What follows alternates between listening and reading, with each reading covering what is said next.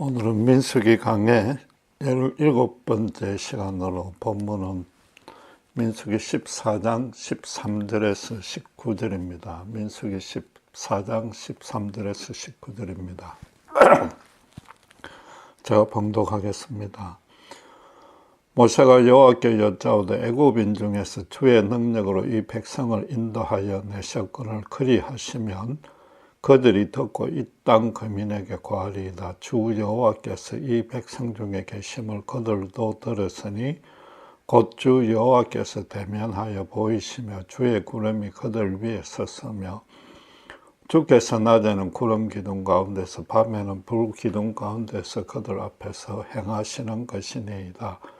이제 주께서 이 백성을 한 사람같이 죽이시면 주의 명성을 들은 열국이 말하여 이르기를 여호와가 이 백성에게 주기로 맹세한 땅에 인도할 능이 없는 거로 강야에서 죽였다 하리이다. 이제 고아옵나니 이미 말씀하신 대로 주의 큰 권능을 나타내옵소서.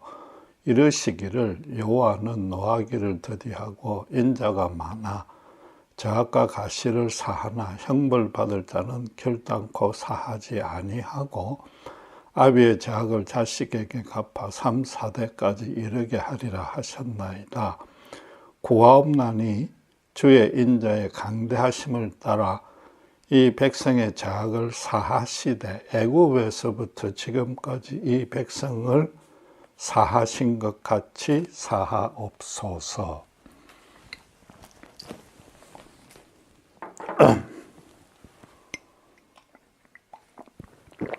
믿음이라고는 아예 없다시피 했던 10명의 정탐꾼이 가나안 땅을 악평했습니다. 그들의 군대는 물론 모든 족속들이 슈퍼 거인이라는 거짓으로 이스라엘 백성들을 두려움에 빠뜨렸습니다. 하나님은 그 선동에 넘어가서 당신을 거역하고 애굽으로 돌아가겠다는 백성을 전염병으로 진멸하고 모세로 크고 강한 나라를 세우겠다고 선포했습니다. 오늘의 본문은 하나님의 그 심판 예고에 대해서 모세가 백성을 위해서 중보 기도하는 내용입니다. 그런데 사상 최대의 거역에 대해서 지금 사상 최대의 형벌로 심판하려는 참에 모세의 기도로 하나님의 계획은 취소되었습니다. 지난주에 제가 하나님은 신자의 기도에 응답하여 은혜를 베푸는 근거가 신자의 순전한 믿음과 또 기도했다는 사실 때문이 아니라고 말씀드렸습니다. 그럼 제 설교가 잘못된 것입니까? 그렇지는 않습니다. 일부 표면적인 결과만 그렇게 보일 뿐이고 내용적으로 하나님의 뜻을 바꾸시는 법은 없습니다. 따라서 오늘 본문의 모세의 기도에서 따져볼 과제는 둘입니다. 첫째, 내용적으로 하나님의 뜻이 전혀 바뀌지 않았다는 의미가 무엇인지와 둘째로 어쨌든지 간에 하나님이 그렇게 표면적이라도 변화를 시키는 그런 응답을 얻으려면 신자는 어떻게 기도해야 하는가입니다. 우선 개인이든지 간에 단체이든지 간에 각기 추구하는 어떤 궁극적이고 최종적인 목표는 하나뿐입니다. 그걸 이루기 위한 어떤 세부적이고 단기적인 목표는 여럿일 수 있습니다.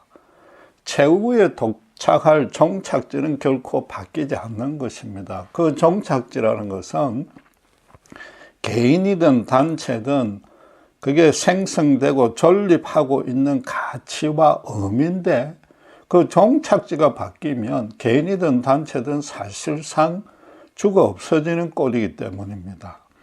이스라엘을 향한 하나님의 궁극적인 목표도 그들로 가나안 땅에 당신의 나라를 세우게 하는 겁니다.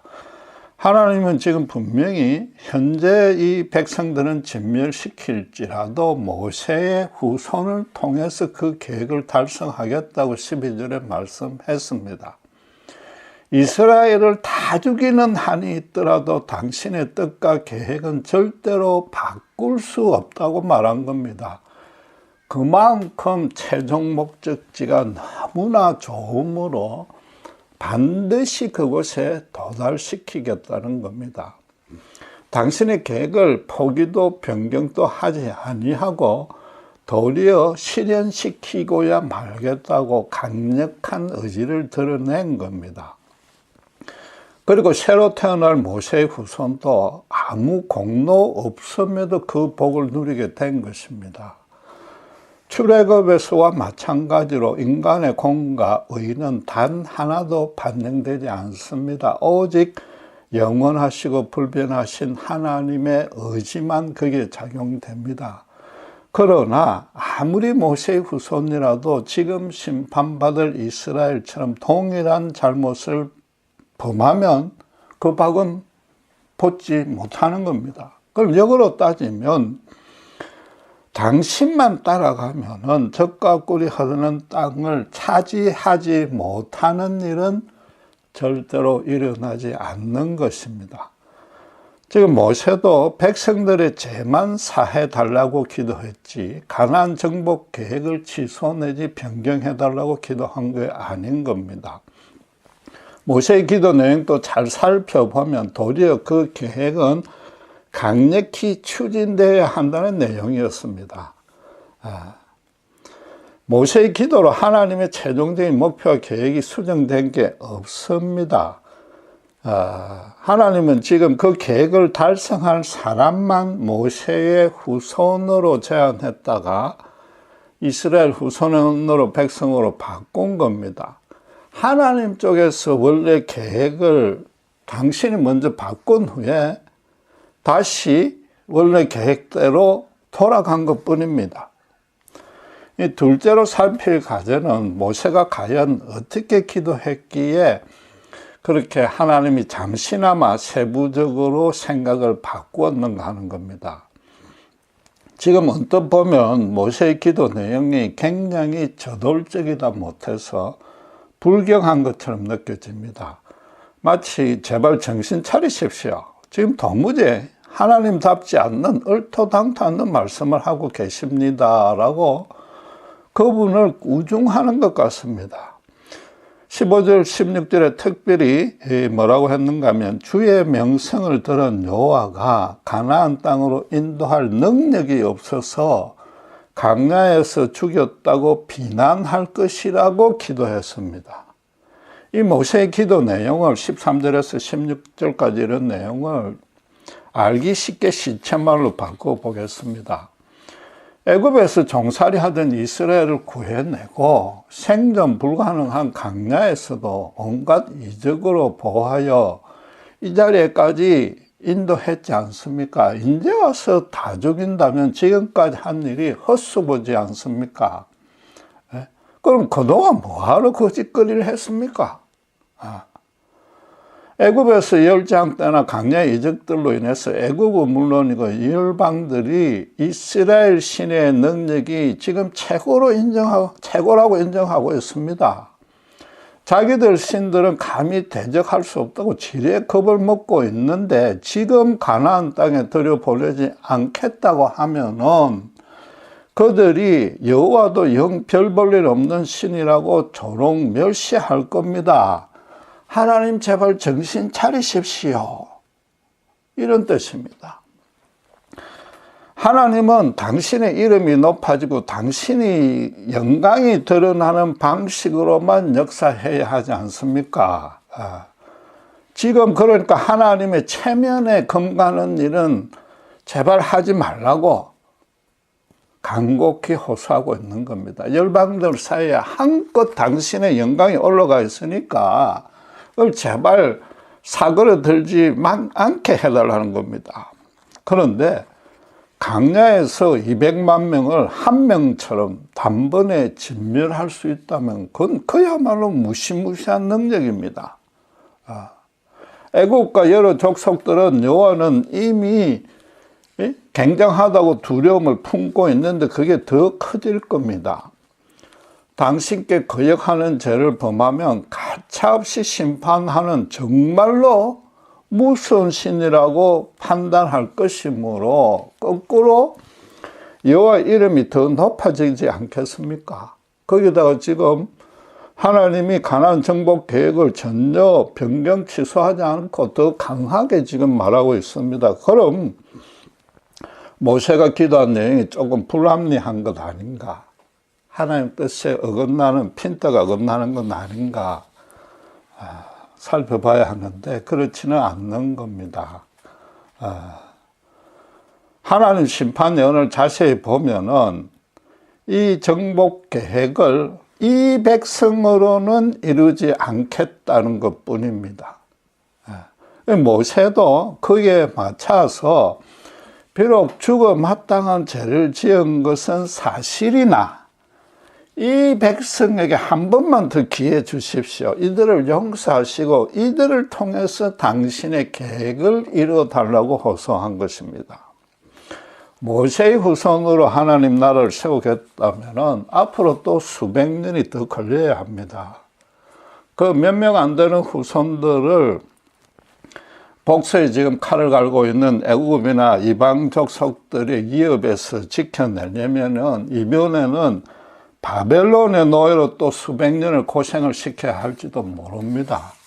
정말로 그 출애굽시킨 의미는 완전히 사라집니다. 모세가 바로 궁정에서 40년, 미디안 양치기로 40년 그 연단시킨 것도 헛겁니다. 지금 모세와 함께 목숨을 걸고 충성하고 있는 아론과 여호수아와 갈렙의 처지도 마찬가지입니다. 나아가서 참으로 중요한 것은 애굽의 열장으로 우상신들의 허상을 완전히 드러났는데 그 이적들이 다 잊어집니다. 특별히 마지막 10번째 재앙으로 죽은 애굽의 그 수많은 장자들은 정말로 개죽음을 한 꼴이 됩니다.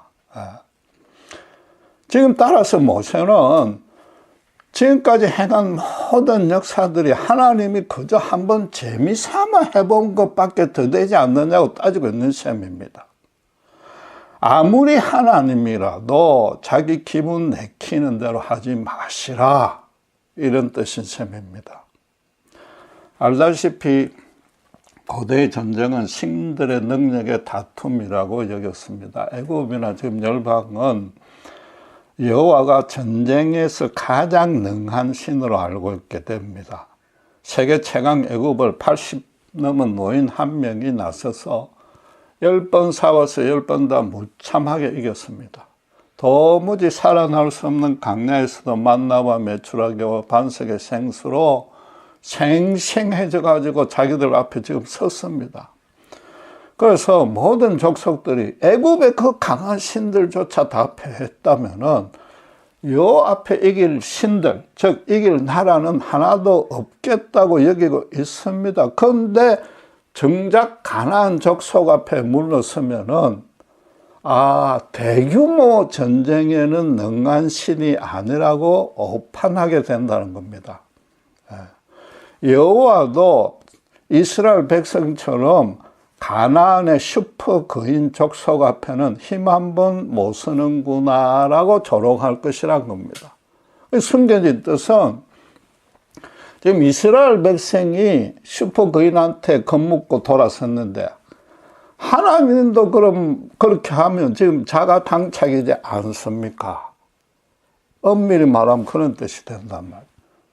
그런데 주목할 것은 모세 본인이 그렇게 생각했기에 그렇게 따진 것이 아닙니다. 신들의 능력만을 따지는 이방인들이 그런 생각을 할 수밖에 없다는 겁니다. 그러니까 지금 모세가 하나님들로 불신자들이 착각 내지 오해할 만한 일은 절대 하지 말아달라고 그렇게 기도한 겁니다. 이방인들은 신들의 능력만 따지는데 그렇게 하는 이유는 자기들에게 좋은 일을 일으켜주는 신만 신으로 모시겠다는 뜻입니다. 그러니까 자연히 인간이 바치는 치생과 재물의 양만큼 잘 믿는 만큼 비례해서 그 능력을 발휘하는 복을 주는 신이 됩니다. 역으로 말하면 그러지 못하면 일일이 거기에 맞춰서 벌을 주는 신인데 지금 하나님이 그렇게 하고 있다 이런 얘기죠. 그래서 모세는 여호와 당신만은 그런 신들과는 전혀 다른 분이지 않습니까? 라고 따지는 겁니다. 세상 어느 것과도 비교할 수 없는 하나님만의 당신만의 거룩하심을 지금 내보이십시오. 예? 이방의 모든 신들은 그 신에게서 능력만 받아서 현실 고난을 벗어나거나 위로를 받으려고 인간이 스스로 만들어낸 허상이지 않습니까? 그 신들은 아예 실존조차 하지 않는 것 아닙니까?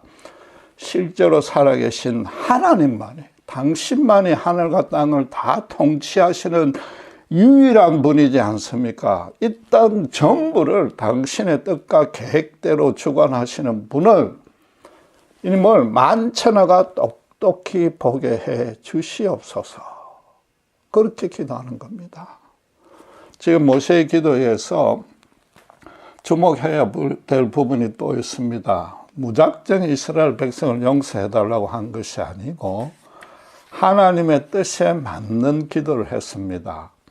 용서를 하되 당신의 이름이 손상되지 않고 당신의 영광을 드러내는 방식으로 용서해 달라고 했는데 쉽게 말해서 백성 전부를 다 살려달라고 요구한 것이 아닌 겁니다. 바로 18절의 내용에 그 앞에도 얘기가 되어 있는데 여호와가 이르시기를 그랬습니다. 그렇게 시작해서 18절에 여호와는 노하기를 더디하고 인자가 많아 죄악과 가시를 사하나 형벌받을 자는 결단코 사하지 아니하고 아비의 죄악을 자식에게 갚아 3, 4대까지 이르게 하리라 하셨나이다 그랬습니다. 마지막 부분에 하셨나이다 앞에 이르시기를 했으니까 이미 하나님이 하신 말씀을 그대로 지금 인용한 겁니다.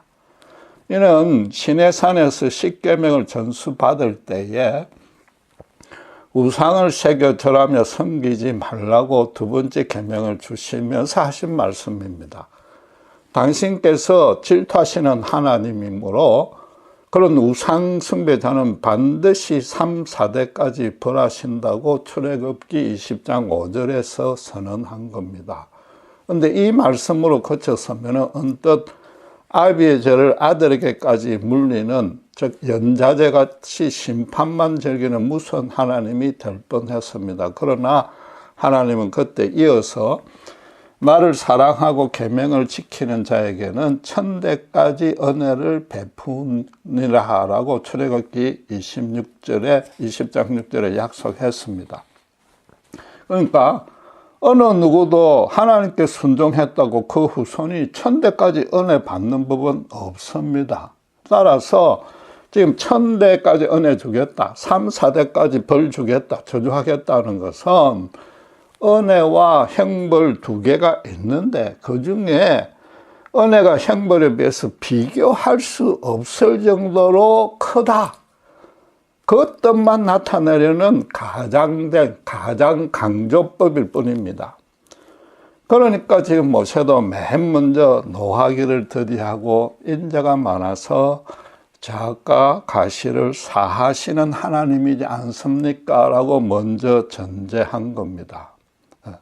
그렇지만은 형벌 받을 자는 결단코 사하지 아니한다고 하셨으니까 지금도 그렇게 해달라고 지금 기도하는 겁니다. 꼭 벌 받을 자는 당연히 벌 받아야 하고 거짓 선동에 넘어가 두려움에 휩싸인 저 백성들에게는 인자를 베풀어야 하지 않습니까? 이렇게 기도한 것이다 말이죠. 모세로서는 이런 심판 예고를 지금 두 번째로 덮습니다. 시내산에서 율법을 전수받으러 가 있는 사이에 백성들이 금송아지 우상을 만들어 놓고 음란하게 섬겼습니다. 진노하신 하나님이 그때도 백성들을 진멸하고 모세로 강한 나라를 세우겠다고 심판을 선언했습니다. 출애굽기 32장 10절에 그랬는데 이때도 모세는 본문처럼 그러면 출애굽 자체가 헛것이 되고 애굽 사람이 하나님을 조롱할 수 있으니까 제발 하나님의 이름에 금이 가는 심판은 거두어 달라고 32장 11절 13절에 똑같이 법문처럼 기도했습니다. 그러니까 그 기도에 여호와는 그대로 응답해서 심판보다 인자가 앞서긴 하지만 벌 받을 자는 반드시 벌을 줘야 되니까 이미 하나님 당신께서 시내산에서 그렇게 말씀했으니까 그 당시에도 금송아지 배역 사건에 직접적으로 능동적으로 가담한 자 3,000명만 심판했습니다. 그리고 나머지 모두 살려줬습니다. 그래서 모세도 본문 19절에서 뭐라고 이야기합니까? 주의 인자의 강대하심을 따라서 이 백성을 죄악을 사하시되 뭐라고요? 애굽에서부터 지금까지 이 백성을 사하신 것 같이 사옵소서라고 기도합니다. 이 법률용어로 표현하자면은 이미 한번 판결을 내렸던 전례대로 선례대로 판결해 달라는 청원입니다. 말하자면 하나님 말씀하신 그대로만 행해 주시옵소서라고 촉구한 겁니다. 하나님은 이미 3,000명만 심판하고 다 살려줬습니다. 이번에도 민수기 14장 37절에 보면은 아기를 갖고 거짓말로 선동한 10명의 점탕꾼만 재앙으로 죽이고 나머지 백성들의 생명은 살려준 겁니다. 그러니까 금송아지 사건에서나 이번 가데스 바네아의 거역 사건에서나 모세가 하나님의 기도한 내용은 똑같았고 아주 단순했습니다. 하나님들어 반드시 하나님다우심을 드러내 보이십시오. 그것뿐이었습니다. 당신의 이름과 영광에 건강한 일은 제발 하지 마시옵소서. 그 호소였습니다. 울며 불며 막 끈질기게 기도해가지고 그분의 뜻을 바꾸려고 시도한 게 아닙니다. 모세에게 그럴 의도는 전혀 없었고 그러는 것이 가능하리라고는 감히 꿈도 꾸지 못했습니다. 지금 가나안 정복 계획을 취소하고 수정해 달라고 하지 아니했고 백성들의 잘못이 없다고 하지도 아니했습니다. 단지 다시 수백 년 뒤에 가나안 땅을 정복하면은 출애굽이 헛거가 될 뿐만 아니라 그때 죽은 애굽 장자들은 당신의 심심풀이 놀이개감밖에 되지 않았느냐고 오히려 하나님에게 지금 상기시켜주고 있는 겁니다. 하나님의 약속하신 말씀대로만 해달라고 했으니까 어떻습니까? 당연히 하나님도 당신의 계획과 뜻을 취소시키거나 변경시킬 이유도 필요도 없습니다. 당신 말대로 해달라고 그러잖아요.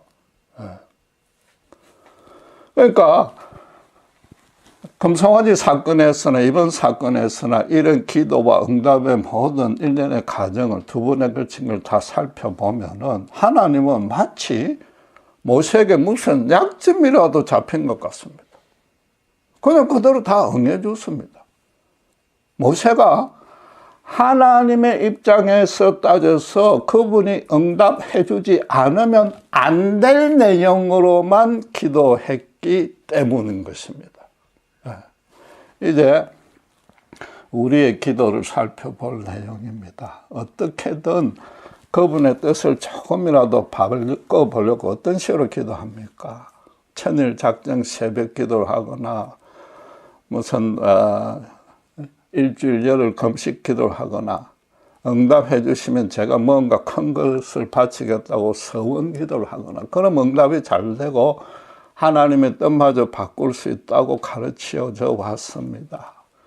그런 식으로 기도의 횟수나 금식, 작정, 서원 기도 같은 형식을만 취하면 응답이 잘 된다면은 심지어 하나님 뜻마저 바꿀 수 있다면 누가 그러지 않을 바보가 있습니까? 신자 중에 형통하지 않으면 그건 말이 안 되는 겁니다.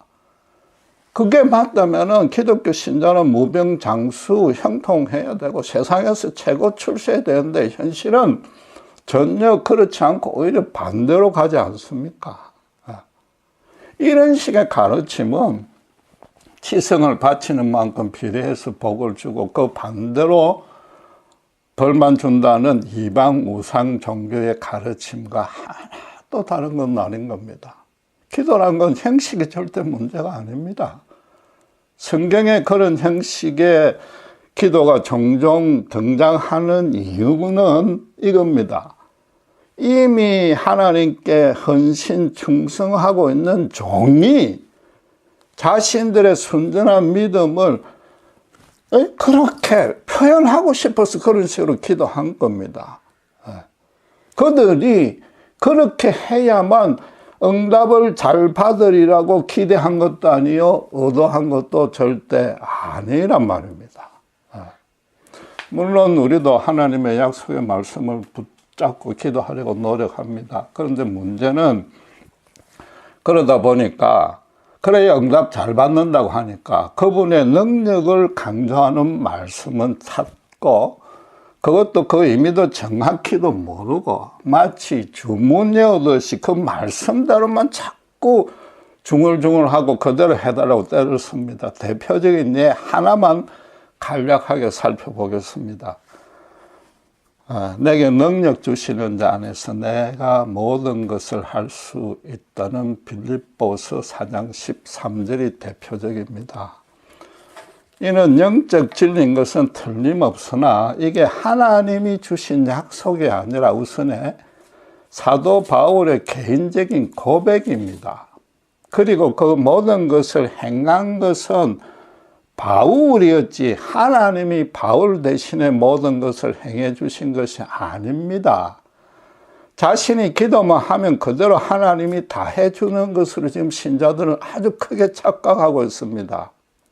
거기다가 바울이 모든 것을 할 수 있는 능력을, 하나님의 능력을 하나님께 모두 받았다고 지금 믿습니다. 그래서 나에게도 모든 것을 행할 수 있는 하나님의 모든 능력을 주어야 한다고 믿는 겁니다. 이게 마치 자기가 하나님이 되게 해달라는 뜻입니다. 이 원제에서 하나도 진전된 게 없습니다. 이 한 구절의 문자적 의미, 그것도 잘못된 해석에 묶여 있습니다. 앞뒤 문맥에서 뜻은 전혀 안중에도 없습니다. 지금 행한 건 바울이고 바울이 무엇이든 행한 내용이 뭡니까? 하나님이 자기를 궁핍에 처하게 하든 풍요하게 하든 자기가 우선 자족했다고 합니다. 그 말은 하나님의 뜻이 있다면 신자로 가난과 핍박으로도 몰아넣을 수 있음부터 지금 인정하고 있는 겁니다. 그런데 우리는 뭐예요? 모든 능력을 주시되 풍요하게만 해달라고 기도한단 말이에요. 바울이 의미하는 바는 하나님이 무슨 일이든 대신해 주는 게 아니라 당신께서 자기를 어떤 여건에 처하게 하든 자기가 하나님이 맡기신 모든 일을 할 수 있다고 지금 고백하는 겁니다. 현실의 궁핍이든지 풍요든지 핍박이든지 그 소명을 자기가 성취하는데 아무런 영향을 주지 않더라는 겁니다.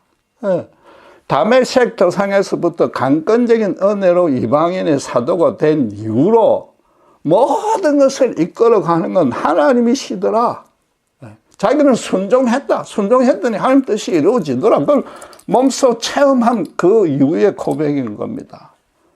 모세가 본문처럼 하나님 약속의 말씀에 대한 확신을 갖고 하나님들을 그대로 행하라고 촉구할 수 있었던 그만의 체험적인 이유도 하나 있는 겁니다. 인자가 많되 벌할 자는 반드시 벌한다는 하나님의 말씀은 앞에 설명한 대로 10계명의 둘째 계명에서 나오는 약속입니다. 그리고 여섯째 계명이 뭡니까? 출애굽기 20장 13절 말씀대로 살인하지 말라는 겁니다. 그리고 이어서 출애굽기 21장 12절에 살인자는 반드시 쳐 죽이라고 명령했습니다. 이 동일한 장소에서 짧은 시간 안에 하나님이 연이어서 모세에게 하신 말씀입니다. 그 말씀을 받은 모세가 누구입니까? 바로 살인죄를 범한 자입니다. 모세는 이 말씀을 받을 때 틀림없이 머리에 망치로 두들겨 맞는 것 같은 쇼크를 받았을 겁니다. 지금 그 말씀을 받고 있는 자기부터 제일 먼저 죽임을 당해야 합니다. 그런데도 하나님은 지금 자기를 죽이기는커녕 오히려 엄청난 당신의 일을 맡겼었습니다. 그 인자가 얼마나 강대한지 그 말씀 그대로 절감했을 것이고 틀림없이 온몸에 소름이 돋았을 겁니다. 모세가 미디안 광야에서 40년을 목동으로 보낸 거는 물론 애국으로 돌아가면 당장 잡혀서 죽기 때문입니다. 그런데 그 기간 동안에 단순히 목숨만 유지하려고 도피 생활한 게 아닐 겁니다. 비록 동족을 이해한다는 명분이 분명히 있었지만 그는 한 사람의 생명을 살해한 살인죄인입니다.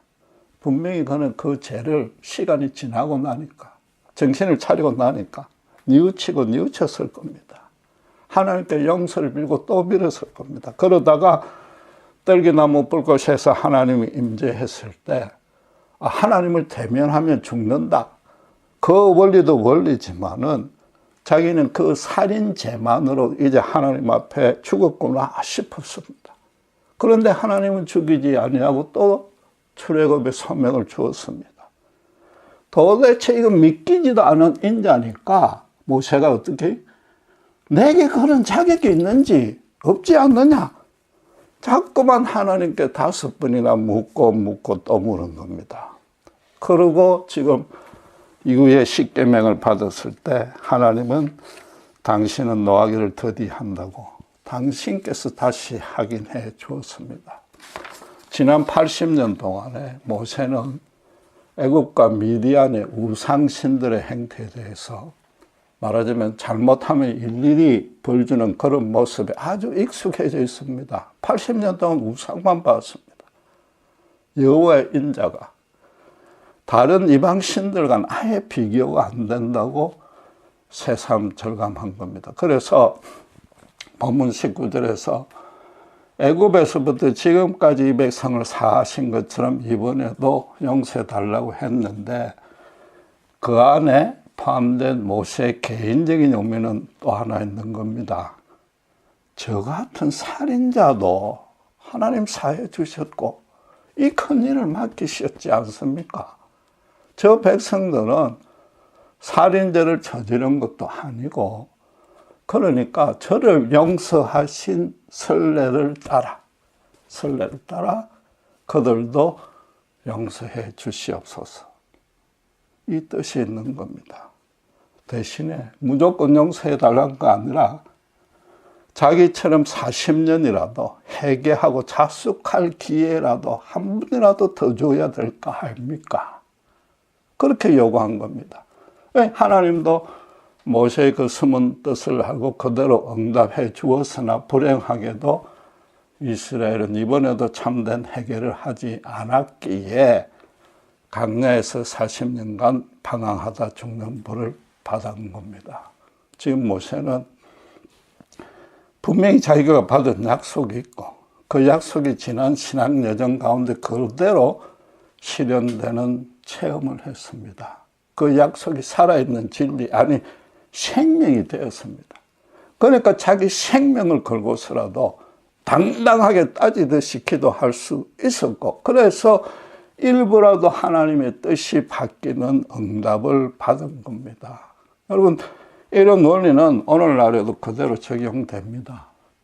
신자 개인과 공동체에 대해서도 하나님의 궁극적인 뜻과 계획은 절대로 변하지 않고 그것도 오직 하나입니다. 우선 모든 신자 개인에 대해서 한 가지 목표는 부활 승리의 영광입니다. 어느 신자나 최종적으로 도착할 장소가 천국입니다. 그곳으로 걸어가야 할 이 땅의 삶에서는 그리스도의 장성한 분량으로 자라게 하는 겁니다. 예수님까지 자라는 것이 어렵지만 히브리서 11장의 믿음의 선진전들처럼 충성, 순종하는 종으로 성장시키는 것이 하나님의 목표입니다. 인간 사회 전체에 대한 하나님의 궁극적인 계획도 하나뿐입니다. 당신께서 택한 믿음의 백성들로 당신의 뜻에 맞게 이 땅을 거룩하고 아름답게 변화시키게 만드는 겁니다. 당신만을 주인으로 삼아 섬기는 세상과 전혀 다른 공동체를 세우게 하는 겁니다. 지금도 이스라엘로 가나안에 입경시켜서 그 일을 행하시려는 겁니다. 이런 계획을 하나님은 절대로 포기, 변경, 타협하지 않습니다. 신자가 현실적으로 궁핍하든 흥풍부에 처하든 아무리 기도해도 고난이 해결되지 않고 새로운 고난이 겹치든지, 그래서 그분에 대한 믿음의 기복이 생겨서 영적으로 갈등하고 침체하고 고뇌를 하든지 간에 하나님의 그 계획은 전혀 영향받지 않습니다. 오히려 그러는 것들이 당신께서 신자를 그 최종 목적으로 데려가기 위한 그분의 세밀한 간섭이자 단기적인 계획이란 말이에요. 그러니까 정작 신자가 기도로 바꿔야 할 것은 내가 힘들다고 하나님의 계획과 뜻을 바꿔달라고 하는 게 아니란 말이에요. 당신의 뜻과 계획에 내가 기꺼이 동참할 수 있도록 아무리 내가 힘들어도 나를 바꿔주시옵소서, 그 기도가 되어야 되는 겁니다. 그러니까 만약 신자나 그 공동체가 그분 목적을 제대로 수행하지 못하고 방향이 어긋나면 어떻게 합니까? 하나님은 강권적으로라도 지금 심판하겠다는 것처럼 때로는 당신의 백성을 징계해서라도 당신의 뜻을 이루시고야 마는 겁니다. 그 전에 신자가 진심으로 회개하면은 본문처럼 그 징벌을 유보할 수도 있는 겁니다. 이 고난이나 강권적인 역사라는 것은 원래부터 하나님의 뜻이 아니었기 때문에 하나님 쪽에서 계도 수정하는 것처럼 신자의 눈에 보일 뿐인 겁니다. 마치 일부분이나 시종하는 것처럼 오해하는 겁니다. 몇 번 예를 들었지만 이런 원리를 가장 잘 반영하게 다시 예를 들겠습니다. 아프리카를 최초로 전부 탐험해서 선교했던 리빙스톤은 사자에게 한쪽 팔이 물려서 못 쓰게 되었습니다. 그럼에도 하나님이 나에게 맡기신 소명을 내가 완수할 때까지는 그분이 나를 절대 죽이지 않으신다. 나는 불사다 라고 담대히 선언하며 자신의 사역을 끝까지 담당했습니다. 신자가 이처럼 하나님의 자신에 대한 궁극적인 계획을 확신하면, 내가 갈 곳은 천국 부활 승리라고 확신하면 거기까지 가는 이 땅에서의 세상을 살아가는 자세가 완전히 달라지는 겁니다. 어떤 큰 고난이 닥쳐도 비록 순간적으로 염려 불안할 수 있지만 세상 비방 천대 멸시 핍박이 참 고달프지만 그래도 이겨내고 감수할 수 있습니다. 오히려 그런 것들이 내가 하나님의 길을 가고 있다는 증거입니다. 초대교회 신자들이 그랬지 않습니까? 그 사람들은 성경도 없고 체계적으로 기도도 안 했고 뭐만 봤느냐? 예수님의 부활 성천을 직접 목격했습니다. 그분의 손의 못자국과 허리의 참자국을 보고 만졌습니다. 신자가 도달할 최종 목적지를 미리 가본 셈입니다. 그러니까 세상의 헛된 것들, 특별히 우상숭배에게는 죽으면 죽었지 결코 절할 수 없다고 했습니다. 예수님의 이름만 높아지는 일에 기꺼이 자기 생명까지 바칠 수 있었던 겁니다. 모세도 처음 금송아지 배격 사건 때 자기를 하늘의 생명책에서 지우더라도, 즉 지옥에 보내는 한이 있더라도 이 백성은 용서해달라고 탄원했습니다. 이번에도 하나님께 이런 기도를 하기 전부터 백성들 앞에서 나를 차라리 죽이고 애국으로 돌아가라고 엎드렸습니다. 제발 그쪽으로 돌아가지 말라. 하나님께 돌아오라고 눈물로 호소한 겁니다. 처음 기도는 하나님께 생명을 걸었고, 두 번째는 지금 백성 앞에 자기 생명을 걸은 겁니다. 오늘 본문의 모세의 기도에서 기억할 것 하나입니다. 기도하면 하나님 뜻을 바꿀 수 있다. 그런 단순한 논리가 절대 아닌 겁니다. 모세는 하나님의 최고 약점이 무엇인지 알았다는 겁니다. 당신께서 약속하신 것은 절대로 이루어지지 않는 법이 없다는 겁니다. 그래서 그 약속대로 행하라고 기도했습니다. 하나님이 안 들어줄 수 없는, 반드시 들어주어야만 하는 내용만 가지고 기도했습니다. 그는 하나님의 본심이 사람으로 근심과 고생시키는 것이 아니라 구원에 있다는 것을 자기 지난 생애를 통해서 절감했습니다. 그분께 분명히 개인적으로 들은 약속의 말씀이 있었습니다. 신자도 마찬가지인 겁니다. 그분의 그런 인자 안에 우리는 이미 들어와 있습니다. 혹시라도 잘못하면 바로 회개하면 되는 겁니다. 자기 생명보다 귀한 그분의 인자에만 의지해야 되는 겁니다. 모세나 바울이나 리빙스톤처럼 내게 주신 약속은 반드시 지켜달라고 오히려 때를 설 줄 알아야 되는 겁니다. 혹시라도 그렇게 받은 약속이 없어도 좋습니다.